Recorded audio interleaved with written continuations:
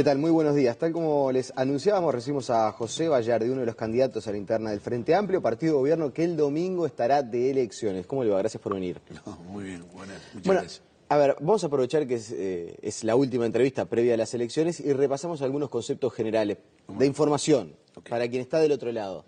Se vota el domingo. ¿De qué hora a qué hora? ¿Cuántos circuitos habilitados hay? ¿Quiénes pueden votar? Bueno, se vota de 9 a 19. Hay alrededor de todo el país casi 1000 circuitos habilitados. Pueden votar aquellos mayores de 14 años que estén adheridos al Frente Amplio o que se adhieran en su momento. Y en el mecanismo de votación y en la votación se vota con cédula de identidad y hay posibilidades de poner en la lista hasta 5 hojas que van a contener, por un lado, la foto del candidato a presidente nacional, la foto del candidato o candidata a presidente departamental, la lista de los sectores que se les da el respaldo para que ingresen al plenario nacional, para que integren el plenario nacional, la lista para que integren el plenario departamental, ¿también? Y por otro lado va a haber una plancha y en esa plancha se va a marcar con cruz hasta 3 nombres de compañeros o compañeras delegados de base para que integren el plenario nacional y hasta 3 nombres de compañeros y compañeras delegados de base para que integren el plenario departamental. Es una elección compleja, entonces. Es compleja. Sobre todo por el nivel de información que tiene que tener. Es compleja, mi mamá se queja un poco de la complejidad desde esa... Sí, realmente en un se escenario... puede votar cualquiera, se puede votar hasta las 6 cuestiones que están en disputa o se puede votar una de ellas. Puede uno ir y solamente poner una. Y hay libertad para poner la papeleta que se entienda.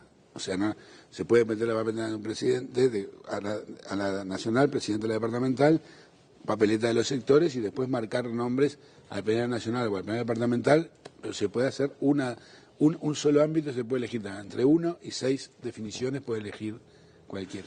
Usted mencionaba que es para adherentes al Frente Amplio, sí. o para personas que se adhieran en ese momento. ¿Implica algo adherirse al Frente Amplio? Si alguien, por ejemplo, está del otro lado y no es adherente al Frente Amplio, quizás fue votante o... Bueno, pero no está en la militancia y quiere ir a votar, ¿qué le implica poner Implica llenar una ficha con sus datos personales, porque en realidad es una convocatoria que se hace a la participación de adherentes de la fuerza política, ¿no? Cuando se dice a padrón abierto, la fuerza política tiene un padrón, el padrón abierto implica que uno puede adherirse en el momento de la elección.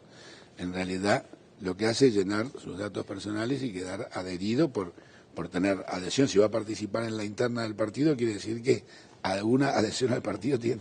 ¿Y la información de dónde están los circuitos y cuáles son? Bueno, están saliendo publicadas ahora, son circuitos que están en las coordinadoras y las departamentales. Los circuitos son de los comités de base o de locales que los comités de base hayan abierto en la zona. El Frente Amplio tiene 18 zonas dividido Montevideo y dentro de esas 18 zonas, que son territorios, hay cerca de entre 15 y 20 lugares de votación en cada una de ellas. Y después en el interior repartidos. Y en el interior están repartidos en los cascos departamentales, de acuerdo a la cantidad, y en las ciudades principales y en los pueblos donde haya estructura de comité de base. Y esto es un tema se también... puede votar también desde el exterior. Eso le iba a preguntar, la votación desde el exterior. Se puede votar desde el exterior. ¿Cómo es? Hay 2 mecanismos. Se hace en los comités de base que el Frente Amplio tiene en el exterior. Por ejemplo, en Buenos Aires, ayer estaba viendo que va a haber 20 circuitos en Argentina, en Buenos Aires, 20 circuitos. Y otro mecanismo que estaba habilitada es que uno, antes de un mes de que se cerrara de la fecha de elección, se podía mandar y anotarse por vía de internet en el Frente Amplio, y el Frente Amplio le mandaba todo para que votara por voto epistolar.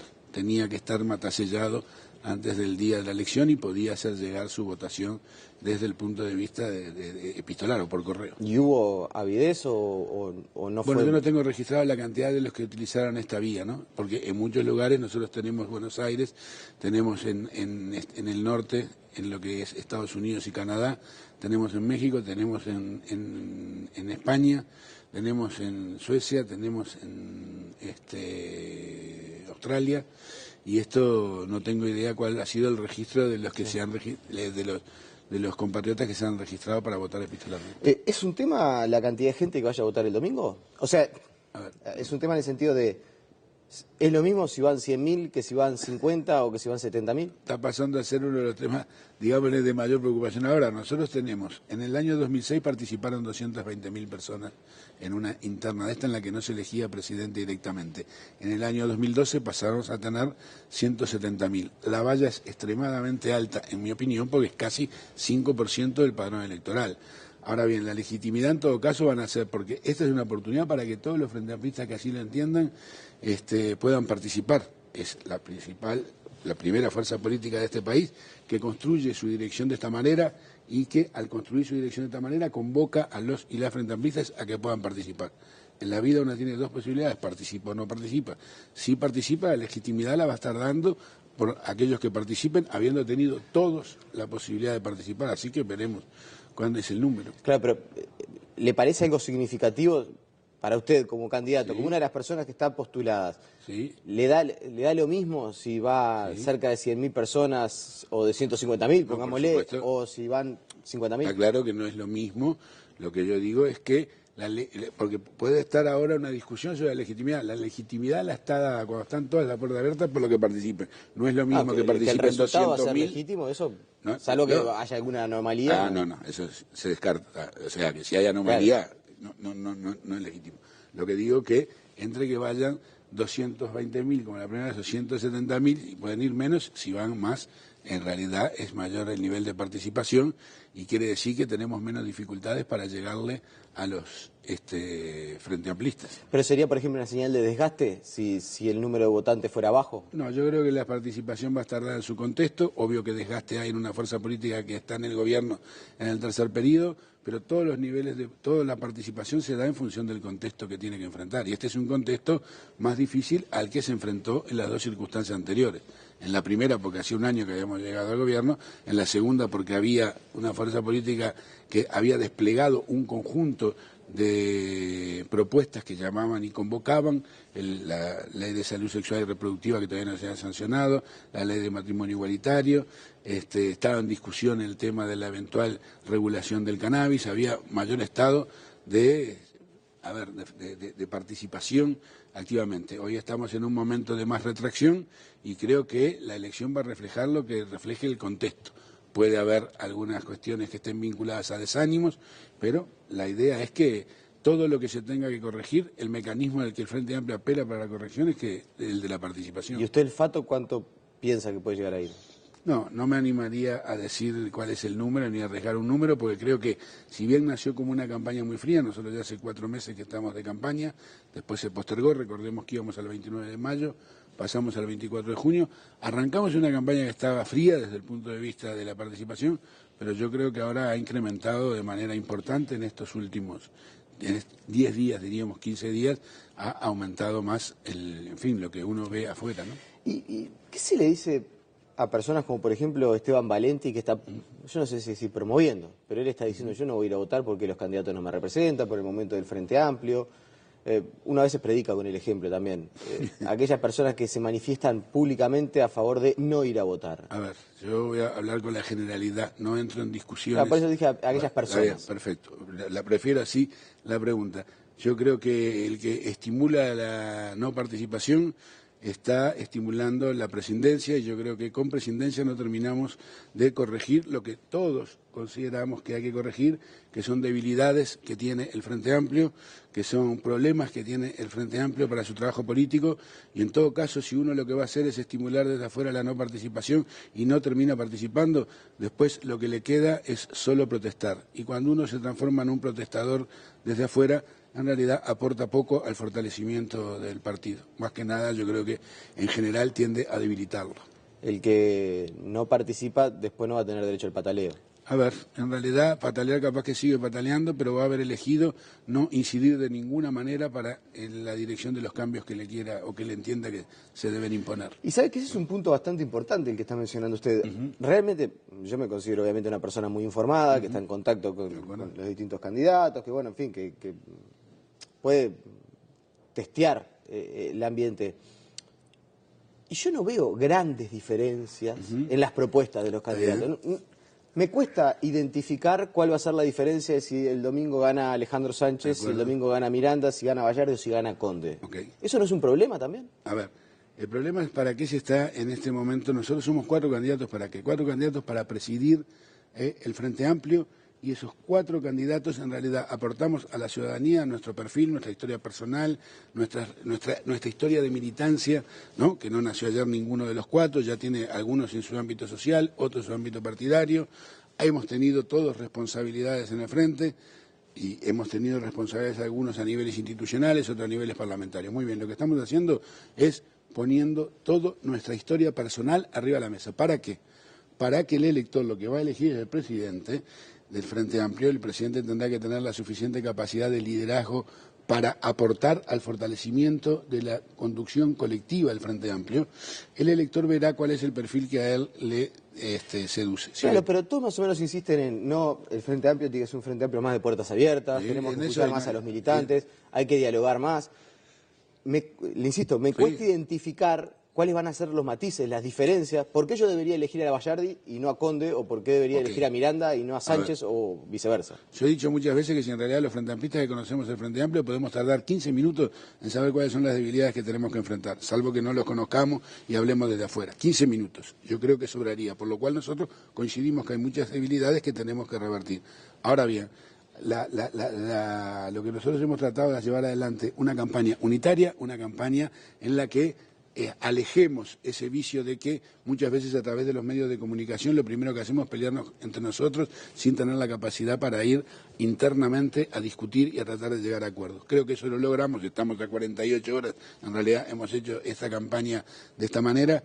Vuelvo a repetir, creo que los Frente Amplistas y las Frente Amplistas deberán ver, de acuerdo al perfil de cada uno, cuál es el que entiende que se adapta a este momento histórico que tiene el Frente Amplio, que es un momento histórico muy particular porque el país está viviendo un momento distinto al de hace 2 años. Claro, yo también lo conversaba con los otros candidatos y les decía, menuda tarea les tocó a ustedes, porque fueron los que dieron la cara, muchas veces en representación del partido de gobierno, recorrieron el país a lo largo y ancho del territorio nacional, escuchando a la militancia, el núcleo duro de la militancia, que generalmente es el que está más desencantado, el que cree tener más derecho para protestar. Y sin margen de acción, porque ustedes hasta hoy son simplemente candidatos a ocupar la presidencia del Frente Amplio. No quiere decir que puedan dar una respuesta. Entonces, en ese sentido, ¿cómo se manejarán? A ver, nosotros nos manejamos, yo soy Frente Amplista, nací dentro del Frente Amplio, así que voy a asumir siempre las responsabilidades que debo asumir, tanto por mi gobierno, al que integré en 2 oportunidades, como por la fuerza política. Así que desde ese escenario yo me paro. Y, como bien tú decías, en realidad teníamos muy pocas posibilidades de incidir porque estábamos todavía en la competencia por la presidencia del Frente. De todos modos, yo creo que nosotros tratamos de pararnos de alguna manera con ese núcleo duro, interrelacionando con compañeros que estaban en el gobierno, porque muchos de los problemas tenían que ver con actitudes que venían del gobierno o decisiones que habían tenido del gobierno. Obviamente participamos muy cerca del secretariado, de la actual conducción colectiva que tiene el Frente, que es la que se ha dado para transitar esta etapa sin presidencia, en contacto muy con ellos y transmitiéndole hacia arriba, hacia el Frente y hacia los compañeros abajo, lo que estábamos percibiendo de que eran dificultades que los compañeros vivían con mucha... Y si tuviera que elegir 2, 3 situaciones que más enojan al militante del Frente Amplio, ¿con qué se queda? Bueno, elegiría en primer lugar las peleas externas de los Frente Amplistas a través de los medios de comunicación. Punto 1. ¿Sí? Sí. ¿Le preocupa más eso que el ajuste fiscal? No, porque el ajuste fiscal en realidad se tienen respuestas que tienen que ver con la lógica en la que el país tiene que acomodarse y discutiendo se puede llegar a acuerdos, así como se discutió la propuesta del Poder Ejecutivo y esa propuesta del Poder Ejecutivo recibió del parte del Frente Amplio una respuesta que no coincidía con lo que se iba a realizar y se revirtió. Yo creo que en realidad hubo una lógica de avance. Cuando le molesta más los elementos que suceden con la comunicación o la mala comunicación que se tiene muchas veces del Poder Ejecutivo. Por ejemplo, el tema de los jubilados. Los 200 pesos fue el paradigma de lo que en cualquier clase de comunicación va a ser transmitido como lo que no se puede hacer, ¿no? Porque uno va a explicar lo que es el tema de un adelanto, de un ajuste que para ese sector de la jubilación siempre se dio por encima del aumento de todas las pasividades y termina saliendo de la comunicación y queda la sensación que el aumento va a ser de 200 pesos, ¿no? Como cuando el aumento del año pasado fue casi de 1.000 pesos para ese sector. Entonces, y entre nosotros, sí, hacemos cuenta que no nos miran no, nadie. ¿Qué pasó ahí? No, yo creo ¿Se pudo usted configurar la idea de qué fue lo que pasó? Porque la verdad, el otro día conversaba con Alejandro Sánchez sí. y me dijo lo mismo. Me dice, el tema de la comunicación de los 200 pesos fue un desastre. Un desastre, ¿por qué? Porque creo que no transmitió el mensaje lo que tiene que transmitir. Y en política, cuando uno hace política, tiene que tener siempre a quién le está hablando. Le estoy hablando a los 3 millones para que los 3 millones entiendan que deben entender que nuestra política en materia de pasividades ha sido beneficiar siempre las pasividades más bajas. Si lo que termino transmitiendo es que en realidad afecte a las pasividades menores con un aumento de 200 pesos, no logré transmitir lo que es mi política en materia de pasividad. Creo que hay una mala formulación de la presentación de lo que se quería transmitir y esto generó debilitamiento.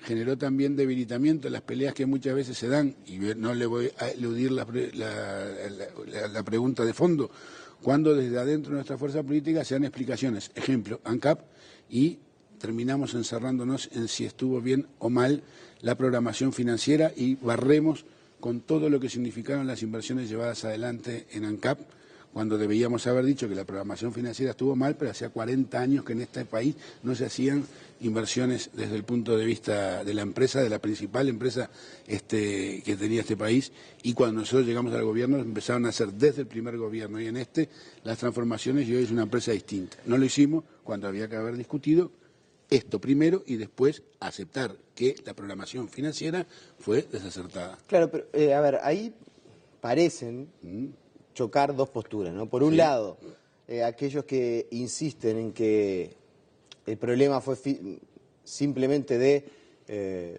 lo que usted dice, había que hacer una inversión y bueno, las inversiones quizás no se tomó en cuenta el efecto que iban a tener en el patrimonio de ANCAP y bueno, se terminó gestionando mal. Hablemos de eso. Y el ministro de Economía que dice, yo advertí, yo avisé que esto iba a pasar. Claro, que si se hacían las inversiones tal como estaba planificado, el resultado iba a ser este.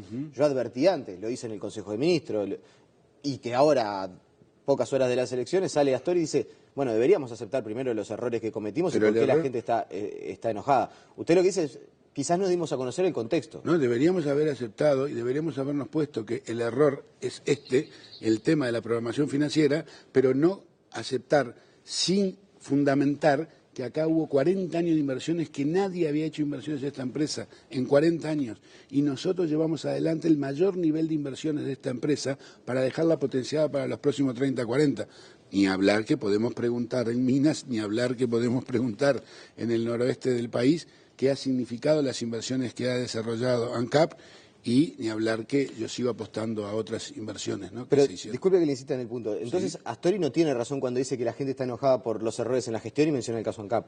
No, lo que yo digo es que había que haber generado la razón colectiva, no la de Astori ni la de Mujica, la colectiva del partido que permitiera plantear los temas tan cual era. Las inversiones se hicieron y el error fue la programación financiera. Si yo digo, acá cometimos un error, pero no aclaro que en realidad respaldo el conjunto de las inversiones que había que haber hecho, doy transmitiendo una sensación que debilita a los compañeros en cada uno de los lados porque terminan sin entender cuál es la síntesis del Frente Amplio. Tenemos la síntesis de Astori, o la síntesis de Mujica, o la síntesis de aquel, o la síntesis de Bayardi, no importa, estoy hablando en términos genéricos, y no tenemos la capacidad de hacer síntesis internamente. Esto debilita y enoja a los Frente Amplistas. ¿Y hay mucho de personalismo y de perfilismo en la interna del Frente Amplio? A ver, yo creo que hay mucho de perfilismo en términos generales, ¿no? No tanto de personalismo, puede haber personalismo también, pero de perfilismo en lo que tiene que ver con sectores. Claro, pero esto que usted mencionaba, que termina siendo que se entienda, una guerra, una batalla de sector de Sendic, el sector de Mujica, el sector de Astori, el Partido Socialista con sus dos sectores. Está bien. ¿Hay mucho de eso? Yo creo que hay bastante más de eso de lo que sería aconsejable, porque lo primero que tiene que haber, yo no digo que nadie pueda manifestar, que se esté impedido de manifestar sus fundamentos hacia afuera, pero lo primero que tiene que haber es la necesaria síntesis adentro, el acuerdo que hacemos adentro para transmitir como Frente Amplio, más allá de los sectores. Después los sectores podrán manifestar mayor o menor acuerdo con lo que el Frente resolvió. Bien, 2 minutos me quedan y hay 2 preguntas que no quiero dejar de hacerle. ¿Cómo no? Quien resulte electo el domingo, ¿tiene que meterse ya de lleno en la discusión de la rendición de cuentas? No, tiene que meterse de lleno con todos, con los sectores y con los compañeros delegados de base, a ratificar que tenemos la voluntad de seguir trabajando juntos y que todos nos comprometemos a corregir los errores que hemos cometido y que han debilitado al Frente Amplio como partido. En esto tiene que meterse a trabajar de lleno. Claro, pero ve que muchas veces se dice, no, la verdad, ha sido el primer año de gobierno desgastante, entre otras cosas, porque no tenemos interlocutor en el Frente Amplio. Desde que no está Mónica Xavier, el Poder Ejecutivo no tiene con quién conversar y con quién aunar criterios para el Poder Legislativo. Es verdad, y estamos en medio de una ¿no? discusión de las más importantes, que es el tema presupuestal, y por primera vez con el Frente Amplio proponiendo aumentar impuestos y hacer algún recorte. Sí, Entonces, en ese sentido, ¿es una tarea crucial para el que asuma la presidencia? No, es una tarea crucial para que asuma la presidencia, de ayudar en estos dos temas a definir cuál es la posición del colectivo, no de fulano o sultán. ¿Y ha estado un poco solo el presidente Vázquez? No, yo creo que el presidente Vázquez siempre ha estado bien preocupado por el tema de la gobernabilidad. En su primer gobierno la construyó de una manera, en este segundo gobierno, porque es una persona inteligente, ha llevado adelante la gobernabilidad, logrando tener mucha más interacción con el partido. Cuando los temas estuvieron complicados, él llevó adelante la consulta del partido, en este caso el Frente Amplio, y esto es parte de la gobernabilidad que tiene que construir cualquier presidente o intendente para el caso de los gobiernos departamentales. José Bayardi, le agradecemos su presencia esta mañana aquí en Telebuen Día. Por favor.